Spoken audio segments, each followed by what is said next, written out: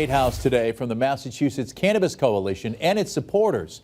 The hearing before a joint committee of lawmakers is aimed at current state policies for the industry and potential changes to prevent future problems. That's where the mother of a local cannabis worker spoke out 2 years after her daughter's death. Western Mass News reporter Reagan Locree joins us live in studio to explain. Reagan. Yeah, that's right, Chris. So one of the people testifying today was Laura Bruneau, the mother of Lorna McMurrey, who was working at a now closed dispensary in Holyoke at the time of her death.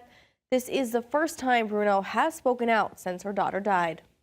Lorna was my world, and I have no world anymore. 27-year-old Lorna McMurrey died in January of 2022 while working as a cannabis cultivation employee for the now closed Trulieve in Holyoke. Trulieve has since closed all 3 of its Massachusetts facilities. The Federal Occupational Safety and Health Administration investigated and fined Trulieve, resulting in all 3 of their Massachusetts dispensaries closing. My daughter Lorna started working at a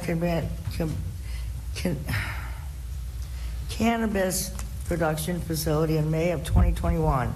The facility had locked doors, video cameras, and no windows.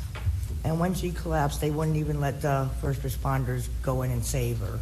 McMurray's mother giving emotional testimony today regarding House Bill 194, which aims to establish a Department of Workplace and Consumer Safety within the Massachusetts Cannabis Control Commission. She gives insight into the events that led up to her daughter's death. On November 9, 2021, Lorna was working in a small room with other workers grinding and rolling cannabis materials. On that day, Lorna suffered her first occupational asthma attack.